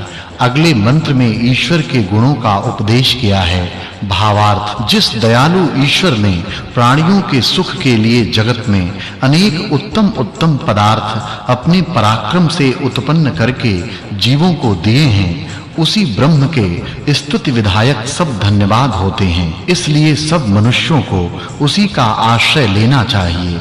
इस सूक्त में शब्द से ईश्वर की स्तुति, निर्भयता, संपादन, सूर्य लोक के कार्य, शूरवीर के गुणों का वर्णन, दुष्ट शत्रुओं का निवारण, प्रजा की रक्षा तथा ईश्वर के अनंत सामर्थ्य से कारण के द्वारा जगत की उत्पत्ति आदि के विधान से इस 11वें सूक्त की संगति 10वें सूक्त के अर्थ के साथ जाननी चाहिए। यह प्रथम मंडल में तीसरा अनुवाक 11वां सूक्त और 21वां वर्ग समाप्त हुआ। चतुर्थोनुवाकः, अब 12वें सूक्त के प्रथम मंत्र में भौतिक अग्नि के गुणों का उपदेश किया है। भावार्थ, ईश्वर सब मनुष्यों को आज्ञा देता है कि यह प्रत्यक्ष व अप्रत्यक्ष से विद्वानों ने जिसके गुण प्रसिद्ध किए हैं तथा पदार्थों को ऊपर नीचे पहुंचाने से दूत स्वभाव तथा शिल्प विद्या से जो कला यंत्र बनते हैं, उनके चलाने में हेतु और विमान आदि यानों में वेग आदि क्रियाओं को देने वाला भौतिक अग्नि अच्छी प्रकार विद्या से सब सज्जनों के उपकार के लिए निरंतर ग्रहण करना चाहिए, जिससे सब उत्तम सुख हों। अब अगले मंत्र में 2 प्रकार के अग्नि का उपदेश किया है। भावार्थ, इस मंत्र में लुप्तोपमा अलंकार है और पिछले मंत्र से व्रीड़ी महे इस पद की अनुवृत्ति आती है। ईश्वर सब मनुष्यों के लिए उपदेश करता है कि हे मनुष्यों, तुम लोगों को विद्युत अर्थात बिजली रूप तथा प्रत्यक्ष भौतिक अग्नि से कला कौशल आदि सिद्ध करके इष्ट सुख सदैव भोगने और भुगवाने चाहिए। अगले मंत्र में अग्नि शब्द से ईश्वर के गुणों का उपदेश किया है। भावार्थ, इस मंत्र में श्लेषालंकार है। हे मनुष्यों, जिस प्रत्यक्ष अग्नि में सुगंधि आदि गुणयुक्त पदार्थों का होम किया करते हैं, जो उन पदार्थों के साथ अंतरिक्ष में ठहरने वाले वायु और मेघ के जल को शुद्ध करके इस संसार में दिव्य सुख उत्पन्न करता है, इस कारण हम लोगों को इस अग्नि के गुणों की खोज करना चाहिए। यह ईश्वर की आज्ञा सबको मानने योग्य है। अगले मंत्र में भौतिक अग्नि के गुणों का उपदेश किया है। भावार्थ, परमेश्वर आज्ञा देता है कि हे मनुष्यों, यह अग्नि तुम्हारा दूत है, क्योंकि हवन किए हुए परमाणु रूप पदार्थ को अंतरिक्ष में पहुंचाता और उत्तम भोगों की प्राप्ति का हेतु है। इससे सब मनुष्यों को अग्नि के जो प्रसिद्ध गुण हैं, उनको संसार में अपने कार्यों की सिद्धि के लिए अवश्य प्रकाशित करना चाहिए। उक्त अग्नि फिर भी क्या करता है, सो अगले मंत्र में प्रकाशित किया है। भावार्थ, जो अग्नि इस प्रकार सुगंध्यादि गुणों वाले पदार्थों से संयुक्त होकर सब दुर्गंध आदि दोषों का निवारण करके सबके लिए सुखदायक होता है, वह अच्छे प्रकार काम में लाना चाहिए। ईश्वर का यह वचन सब मनुष्यों को मानना उचित है। वह अग्नि कैसे प्रकाशित होता और किस प्रकार का है, सो अगले मंत्र में उपदेश किया है। भावार्थ, जो यह सब पदार्थों में मिला हुआ विद्युत रूप अग्नि कहाता है, उसी से प्रत्यक्ष यह सूर्यलोक और भौतिक अग्नि प्रकाशित होते हैं और फिर जिसमें छिपे हुए विद्युत रूप होके रहते हैं, जो इनके गुण और विद्या को ग्रहण करके मनुष्य लोग उपकार करें, तो उनसे अनेक व्यवहार सिद्ध होकर उनको अत्यंत आनंद की प्राप्ति होती है। यह जगदीश्वर का वचन है। अगले मंत्र में अग्नि शब्द से ईश्वर का उपदेश किया है। भावार्थ, इस मंत्र में श्लेषालंकार है। मनुष्यों को सत्य विद्या से धर्म की प्राप्ति तथा शिल्प विद्या से सिद्ध के लिए ईश्वर और भौतिक अग्नि के गुण अलग-अलग प्रकाशित करने चाहिए, जिससे प्राणियों के रोग आदि के विनाश पूर्वक सब सुखों की प्राप्ति यथावत हो। फिर भी अगले मंत्र में ईश्वर का उपदेश किया है। भावार्थ, इस मंत्र में श्लेषालंकार है। दूत शब्द का अर्थ दो पक्षों में समझना चाहिए, अर्थात एक इस प्रकार से कि सब मनुष्यों में ज्ञान का पहुंचाना ईश्वर पक्ष तथा दूसरे से दूसरे देश में पदार्थों का पहुंचाना भौतिक पक्ष में ग्रहण किया है। जो आस्तिक अर्थात परमेश्वर में विश्वास रखने वाले मनुष्य अपने हृदय में सर्व साक्षी का ध्यान करते हैं, वे पुरुष ईश्वर से रक्षा को प्राप्त होकर पापों से बचकर धर्मात्मा हुए अत्यंत सुखों को प्राप्त होते हैं, तथा जो युक्त से विमान आदि रथों में भौतिक अग्नि से संयुक्त करते हैं, वे भी युद्धादिकों में रक्षा को प्राप्त होकर औरों की रक्षा करने वाले होते हैं। भावार्थ, इस मंत्र में श्लेषालंकार है। जो मनुष्य अपने सत्य भाव, कर्म और विज्ञान से परमेश्वर का सेवन करते हैं, वे दिव्य गुण, पवित्र कर्म और उत्तम सुखों को प्राप्त होते हैं, तथा जिससे यह दिव्य गुणों का प्रकाश करने वाला अग्नि रचा है, उस अग्नि से मनुष्य को उत्तम उपकार लेने चाहिए। इस प्रकार ईश्वर का उपदेश है। भावार्थ, इस मंत्र में श्लेषालंकार है। जिस प्राणी को किसी पदार्थ की इच्छा उत्पन्न हो, वह अपनी काम सिद्ध के लिए परमेश्वर की प्रार्थना और पुरुषार्थ करे। जैसे इस वेद में जगदीश्वर के गुण, स्वभाव तथा अन्यों में प्रतिपादित किए हुए दृष्टिगोचर होते हैं, वैसे मनुष्यों को उनके अनुकूल कर्म के अनुष्ठान से अग्नि आदि पदार्थों के गुणों को ग्रहण करके अनेक प्रकार व्यवहार की सिद्धि करनी चाहिए। भावार्थ, इस मंत्र में श्लेषालंकार है तथा पहले मंत्र में चकार की अनुवृत्ति की है। हर एक मनुष्य को वेद आदि के नवीन अध्ययन से वेद की उच्चारण क्रिया प्राप्त होती है। इस कारण नवीयसा इस पाद का उच्चारण किया है। जिन धर्मात्मा मनुष्यों ने यथावत शब्दार्थ पूर्वक वेद के पढ़ने और वेदोक्त कर्मों के अनुष्ठान से जगदीश्वर को प्रसन्न किया है, उन मनुष्यों को वह उत्तम विद्या आदि धन तथा शूरता आदि गुणों को उत्पन्न करने वाली श्रेष्ठ कामना को देता है। क्योंकि जो वेद के पढ़ने और परमेश्वर के सेवन से युक्त मनुष्य हैं, वे अनेक सुखों का प्रकाश करते हैं। भावार्थ, इस मंत्र में श्लेषालंकार है। दिव्य विद्याओं के प्रकाश होने से देव शब्द से वेदों का ग्रहण किया है। जब मनुष्य लोग सत्य प्रेम के साथ वेदवाणी से जगदीश्वर की स्तुति करते हैं, तब वह परमेश्वर उन मनुष्यों को विद्या दान से प्रसन्न करता है। वैसे ही यह भौतिक अग्नि भी विद्या से कला कौशल में युक्त किया हुआ ईंधन आदि पदार्थों में ठहरकर सब क्रिया कांड का सेवन करता है। इस 12वें सूक्त के अर्थ की अग्नि शब्द के अर्थ के योग से 11वें सूक्त के अर्थ से संगति जाननी चाहिए। यह 12वां सूक्त और 23वां वर्ग समाप्त हुआ। अब 13वें सूक्त के अर्थ का आरंभ करते हैं। इसके प्रथम मंत्र में परमेश्वर के गुणों का उपदेश किया है। भावार्थ, इस मंत्र में श्लेषालंकार है। जो मनुष्य बहुत प्रकार की सामग्री को ग्रहण करके विमान आदि यानों में सब पदार्थों के प्राप्त कराने वाले अग्नि की अच्छी प्रकार योजना करता है, उस मनुष्य के लिए वह अग्नि नाना प्रकार के सुखों की सिद्धि कराने वाला होता है। अगले मंत्र में शरीर आदि की रक्षा करने वाले भौतिक अग्नि के गुण वर्णन किए हैं।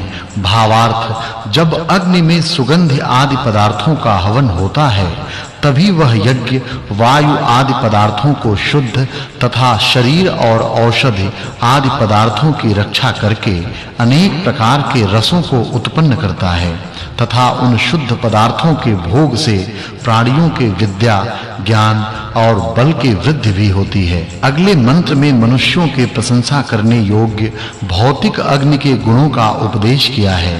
भावार्थ, जो भौतिक अग्नि इस संसार में होम के निमित्त युक्ति से ग्रहण किया हुआ प्राणियों की प्रसन्नता कराने वाला है, उस अग्नि की 7 जीभें हैं, अर्थात काली, जो कि सुपेद आदि रंग का प्रकाश करने वाली, कराली, सहने में कठिन, मनोजवा, मन के समान वेग वाली, सुलोहिता, जिसका उत्तम रक्त वर्ण है, सुधूम्र वर्णा, जिसका सुंदर धूमलासा वर्ण है, स्फुलिंगिनी, जिससे बहुत से चिन्हगे उठते हों, तथा विश्वरूपी, जिसका सब रूप है।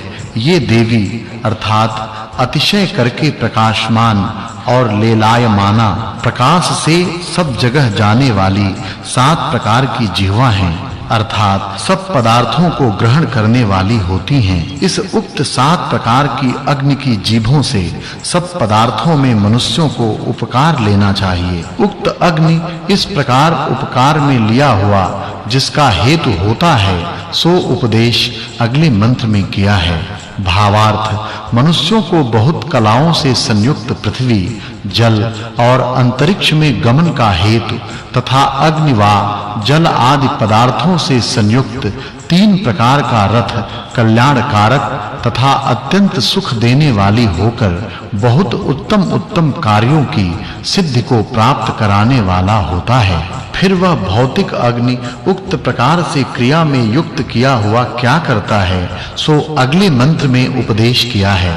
भावार्थ, विद्वान लोग अग्नि में जो घृत पदार्थ छोड़ते हैं, वे अंतरिक्ष को प्राप्त होकर वहां के ठहरे हुए जल को शुद्ध करते हैं और वह शुद्ध हुआ जल सुगंधि आदि गुणों से सब पदार्थों को आच्छादन करके सब प्राणियों को सुखयुक्त करता है। अब अगले मंत्र में घर, यज्ञशाला और विमान आदि रथ अनेक द्वारों के सहित बनाने चाहिए, इस विषय का उपदेश किया है। भावार्थ, मनुष्य को अनेक प्रकार के द्वारों के घर, यज्ञशाला और विमान आदि यानों को बनाकर उनमें स्थित होम और देशांतरों में जाना आना करना चाहिए, यह 24वां वर्ग समाप्त हुआ। उक्त कर्म से दिन रात सुख होता है, सो अगले मंत्र में प्रकाशित किया है। भावार्थ, मनुष्यों को जो उचित है कि इस संसार में विद्या से सदैव उपकार लेवें, क्योंकि रात्रि दिन सब प्राणियों के सुख दुख का हेतु होता है। अब अगले मंत्र में उन अग्नियों का उपदेश किया है जो शुद्ध करने वाले विद्युत रूप से अप्रसिद्ध और प्रत्यक्ष स्थूल रूप से प्रसिद्ध हैं। भावार्थ, जैसे एक बिजली, वेग आदि अनेक गुण वाला अग्नि है, इसी प्रकार प्रसिद्ध अग्नि भी है तथा ये दोनों सकल पदार्थों के देखने में और अच्छे प्रकार क्रियाओं में नियुक्त किए हुए शिल्प आदि अनेक कार्यों की सिद्धि के हेतु होते हैं। इसलिए इन्हीं से मनुष्यों को सब उपकार लेने चाहिए। वहां 3 प्रकार की क्रिया का प्रयोग करना चाहिए। इस विषय का उपदेश अगले मंत्र में किया है। भावार्थ, मनुष्यों को इडा, जो कि पठन पाठन की प्रेरणा देनहारी, सरस्वती, जो उपदेश रूप ज्ञान का प्रकाश करने, तथा मही, जो सब प्रकार से प्रशंसा करने योग्य है, ये तीनों वाणी कुतर्क से खंडन करने योग्य नहीं हैं तथा सब सुख के लिए 3 प्रकार की वाणी सदैव स्वीकार करनी चाहिए, जिससे निश्चलता से अविद्या का नाश हो। फिर वहां क्या-क्या करना चाहिए, इस विषय का उपदेश अगले मंत्र में किया है। भावार्थ, इस मंत्र में श्लेषालंकार है। मनुष्य को अनंत सुख देने वाले ईश्वर ही की उपासना करनी चाहिए तथा जो यह भौतिक अग्नि सब पदार्थों का छेदन करने, सब रूप, गुण और पदार्थों का प्रकाश करने, सबसे उत्तम और हम लोगों की शिल्प विद्या का अद्वितीय साधन है, उसका उपयोग शिल्प विद्या में यथावत करना चाहिए। वह अग्नि किससे प्रज्वलित हुआ, इन कार्यों को सिद्ध करता है, इसका उपदेश अगले मंत्र में किया है।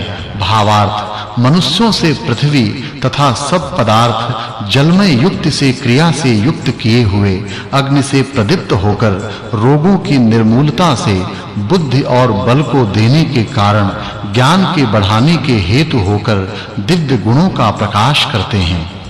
इस क्रिया कांड को मनुष्य लोग जिस प्रकार से करें, सो उपदेश अगले मंत्र में किया है। भावार्थ, मनुष्य लोग विद्या तथा क्रियावान होकर यथा योग्य बने हुए स्थानों में उत्तम विचार से क्रिया समूह से सिद्ध होने वाले कर्मकांड को नित्य करते हुए और वहां विद्वानों को बुलाकर वा आप ही उनके समीप जाकर उनकी विद्या और क्रिया की चतुराई को ग्रहण करें। हे ससज्जन लोगों, तुमको विद्या और क्रिया की कुशलता आलस्य से कभी नहीं छोड़नी चाहिए, क्योंकि ऐसी ही ईश्वर की आज्ञा सब मनुष्यों के लिए है। इस 13वें सूक्त के अर्थ की अग्नि आदि दिव्य पदार्थों के उपकार लेने के विधान से 12वें सूक्त के अभिप्राय के साथ संगति जाननी चाहिए। यह 13वां सूक्त और 25वां वर्ग पूरा हुआ। अब 14वें सूक्त का आरंभ है। उसके पहले मंत्र में बहुत पदार्थों के साथ संयोग करने वाले ईश्वर और भौतिक अग्नि का उपदेश किया है। भावार्थ, इस मंत्र में श्लेषालंकार है। जिन मनुष्यों को व्यवहार और परमार्थ के सुख की इच्छा हो, वे वायु, जल और पृथ्वी मयाद यंत्र तथा विमान आदि रथों के साथ अग्नि को स्वीकार करके उत्तम क्रियाओं को सिद्ध करते और ईश्वर की आज्ञा का सेवन, वेदों का पढ़ना पढ़ाना और वेदोक्त कर्मों का अनुष्ठान करते रहते हैं, वे ही सब प्रकार से आनंद भोगते हैं। अब अगले मंत्र में अग्नि शब्द के अर्थों का उपदेश किया है। भावार्थ, इस मंत्र में श्लेषालंकार है। मनुष्य को इस संसार में ईश्वर के रचे हुए पदार्थों को देखकर यह कहना चाहिए कि ये सब धन्यवाद और स्तुति ईश्वर ही में घटती है। अब अगले मंत्र में सब देवों में से कई एक देवों का उपदेश किया है। भावार्थ, इस मंत्र के पूर्व मंत्र में कण्वाह, अहूषत और गृणन्ति इन 3 पदों की अनुवृत्ति आती है। जो मनुष्य ईश्वर के रचे हुए उक्त इंद्र आदि पदार्थों और उनके गुणों को जानकर क्रियाओं से संयुक्त करते हैं, वे आप सुखी होकर सब प्राणियों को सुख युक्त सदैव करते हैं। उक्त पदार्थ इस प्रकार संयुक्त किए हुए किस-किस कार्य को सिद्ध करते हैं, इस विषय का उपदेश अगले मंत्र में किया है।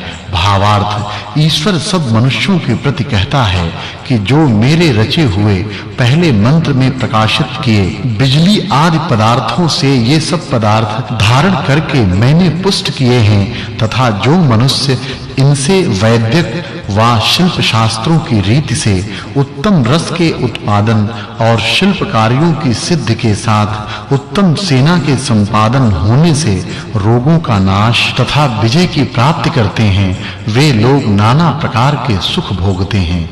अब अगले मंत्र में अग्नि शब्द से ईश्वर का उपदेश किया है। भावार्थ, हे सृष्टि के उत्पन्न करने वाले परमेश्वर, जिस आपने सब प्राणियों के सुख के लिए सब पदार्थों को रचकर धारण किया है, इससे हम लोग आप ही की स्तुति, सबकी रक्षा की इच्छा, शिक्षा और विद्या से सब मनुष्यों को भूषित करते हुए उत्तम क्रियाओं के लिए निरंतर अच्छी प्रकार यत्न करते हैं। ईश्वर के रचे हुए बिजली आदि पदार्थ कैसे गुण वाले हैं, सो अगले मंत्र में उपदेश किया है।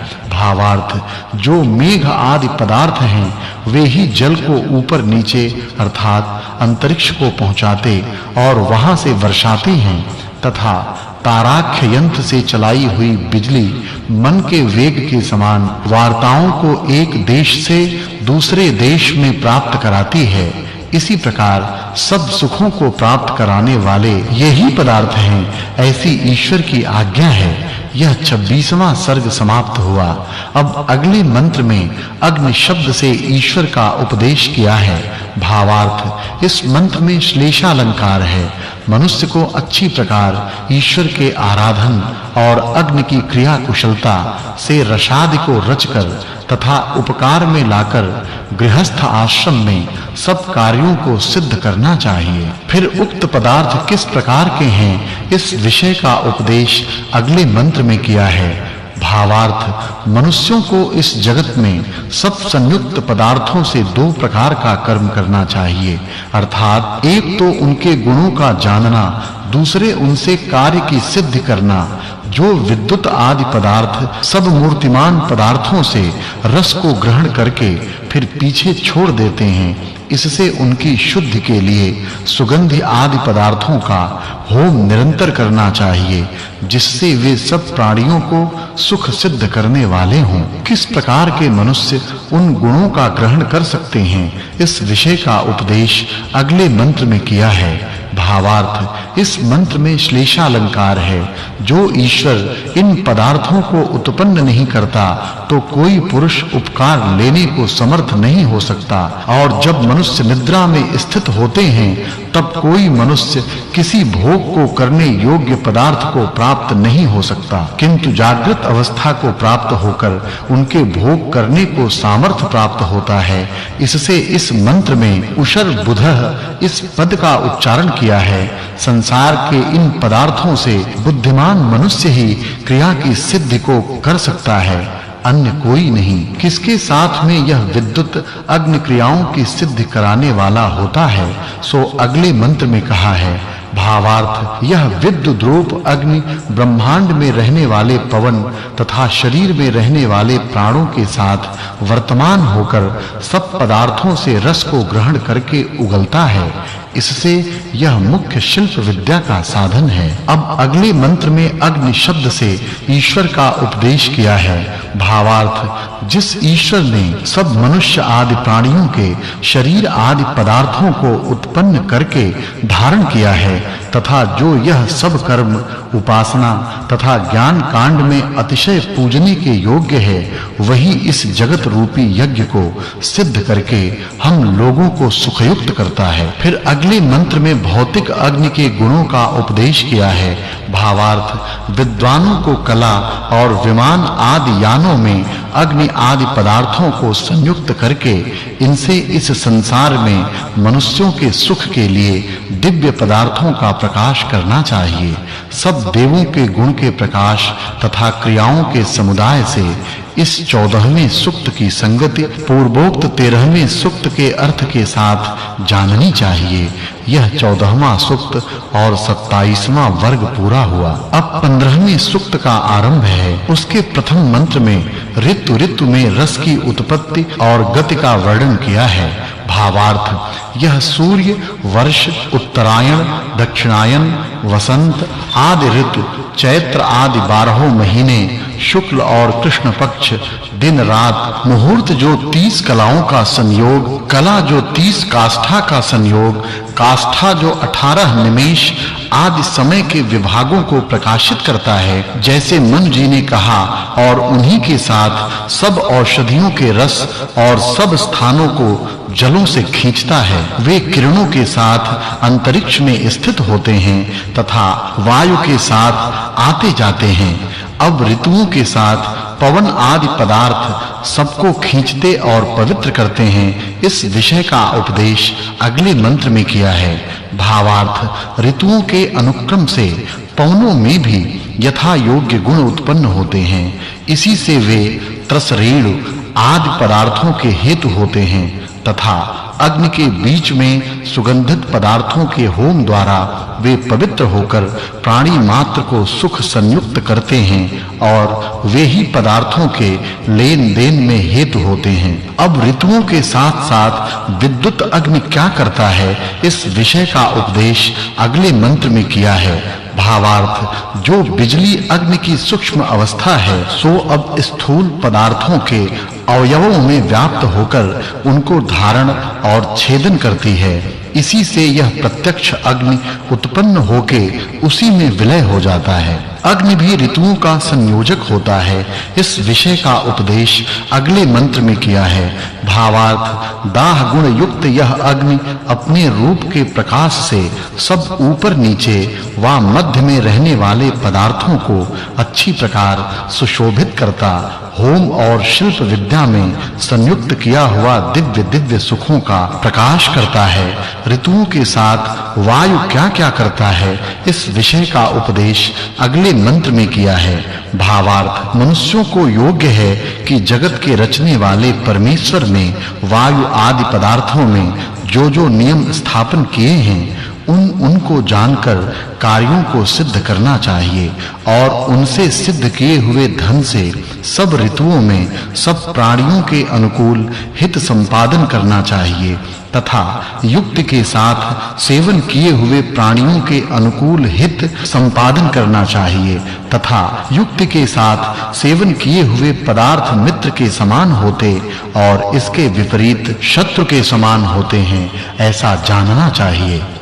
अब वायु विशेष प्राण व उदान ऋतुओं के साथ क्या-क्या प्रकाश करते हैं, इस बात का उपदेश अगले मंत्र में किया है। भावार्थ, जो सबका मित्र बाहर आने वाला प्राण तथा शरीर के भीतर रहने वाला उदान है, इन्हीं से प्राणी ऋतुओं के साथ सब संसार रूपी यज्ञ और बल को धारण करके व्याप्त होते हैं, जिससे सब व्यवहार सिद्ध होते हैं। यह 28वां वर्ग पूरा हुआ।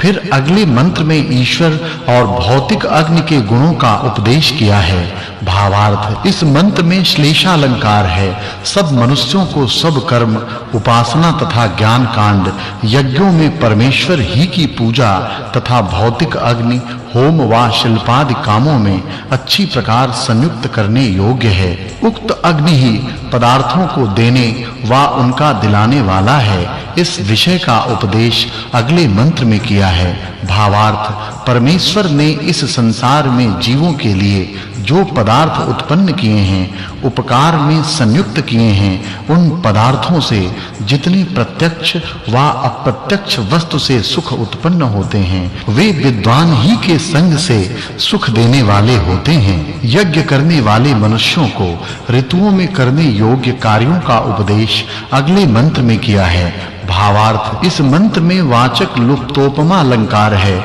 मनुष्य को अच्छे ही काम सीखने चाहिए, दुष्ट नहीं, और सब ऋतुओं में सब सुखों के लिए यथा योग्य कर्म करना चाहिए तथा जिस ऋतु में जो देश स्थिति करने वा जाना आना तथा उस देश के अनुसार खाना पीना वस्त्र धारणादि व्यवहार करके सब व्यवहारों में सुखों को निरंतर सेवन करना चाहिए।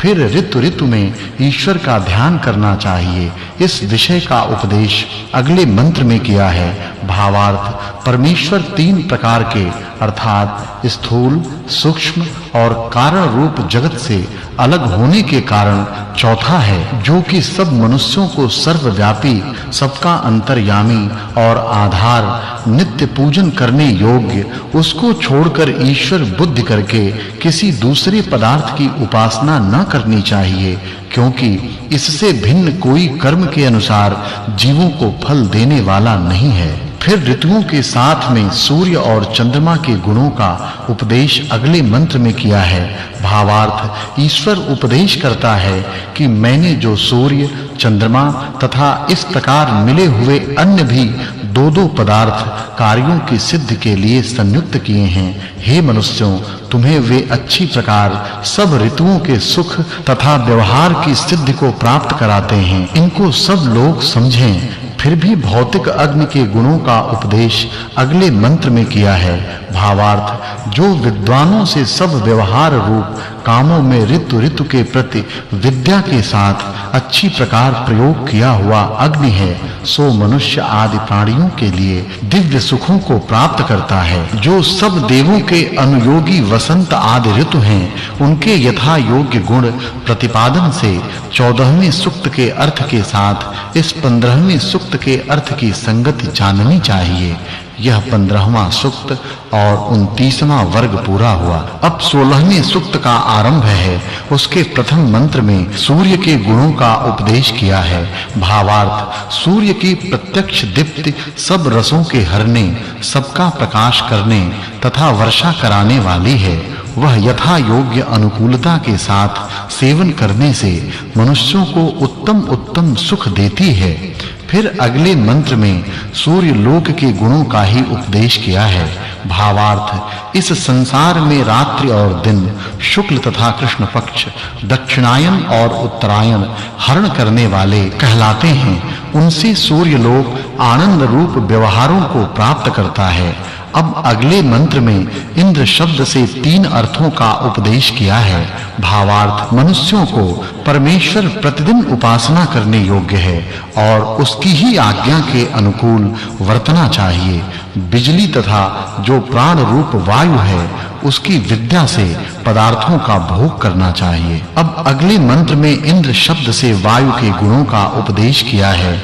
भावार्थ जो पदार्थ हम लोगों को शिल्प आदि व्यवहारों में उपकार युक्त करने चाहिए, वे अग्नि, विद्युत, सूर्य और वायु ही के निमित्त से प्रकाशित होते तथा जाते आते हैं। फिर अगले मंत्र में इंद्र के गुणों का उपदेश किया है।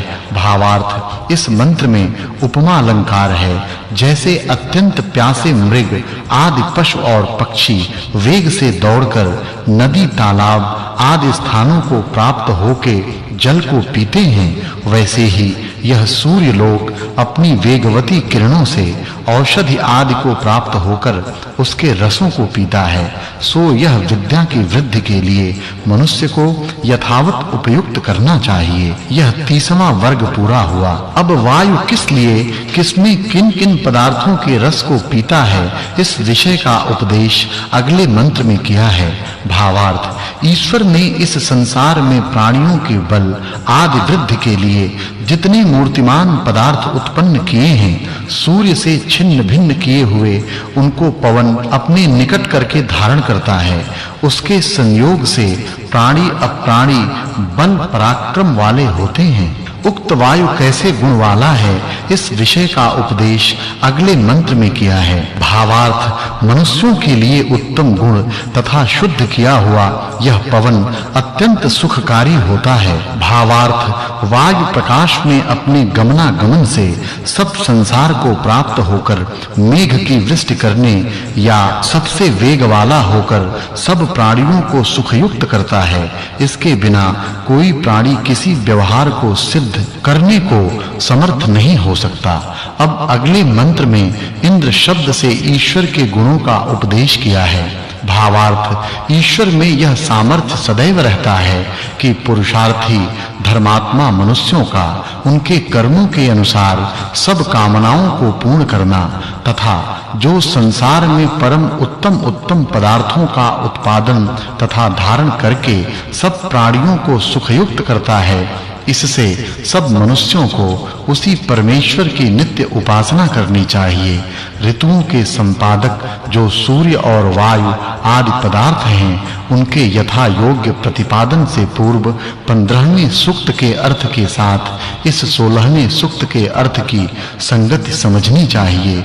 यह 16वां सूक्त और 31वां वर्ग पूरा हुआ। अब 17वें सूक्त का आरंभ है। इसके पहले मंत्र में इंद्र और वरुण के गुणों का उपदेश किया है। भावार्थ, जैसे प्रकाशमान संसार के उपकार करने, सब सुखों को देने, व्यवहारों के हेतु और चक्रवर्ती राजा के समान सबकी रक्षा करने वाले सूर्य और चंद्रमा हैं, वैसे ही हम लोगों को भी होना चाहिए। अब इंद्र और वरुण से संयुक्त किए हुए अग्नि और जल के गुणों का उपदेश अगले मंत्र में किया है। भावार्थ, पूर्व मंत्र से इस मंत्र में आवृणे इस पद का ग्रहण किया है। विद्वानों से युक्त के साथ कला यंत्रों से युक्त किए हुए अग्नि जल जब कलाओं से बल में आते हैं, तब रथों को शीघ्र चलाने, उनमें बैठे हुए मनुष्यों आदि प्राणी पदार्थों को धारण कराने और सबको सुख देने वाले होते हैं।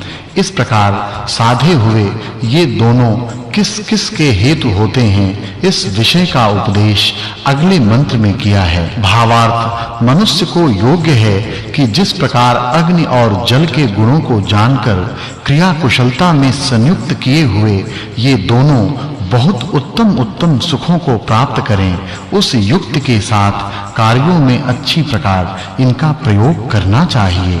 उक्त कार्य के करने से क्या होता है, इस विषय का उपदेश अगले मंत्र में किया है। भावार्थ, मनुष्यों को सदा आलस्य छोड़कर अच्छे कामों का सेवन तथा विद्वानों का समागम नित्य करना चाहिए, जिससे अविद्या और दरिद्रता जड़ मूल से नष्ट हों। फिर इंद्र और वरुण किस प्रकार के हैं, इस विषय का उपदेश अगले मंत्र में किया है। भावार्थ, पहले मंत्र से इस मंत्र में ही इस पद की अनुवृत्ति है। जितने पृथ्वी आदि व अन्न आदि पदार्थ दान आदि के साधक हैं, उनमें अग्नि, विद्युत और सूर्य मुख्य हैं। इससे सबको चाहिए कि उनके गुणों का उपदेश करके उनकी स्तुति व उनका उपदेश सुनें और करें, क्योंकि जो पृथ्वी आदि पदार्थों में जल, वायु और चंद्रमा अपने-अपने गुणों के साथ प्रशंसा करने और जानने योग्य हैं, वे क्रिया कुशलता में संयुक्त किए हुए उन क्रियाओं को सिद्ध कराने वाले होते हैं। यह 32वां वर्ग समाप्त हुआ।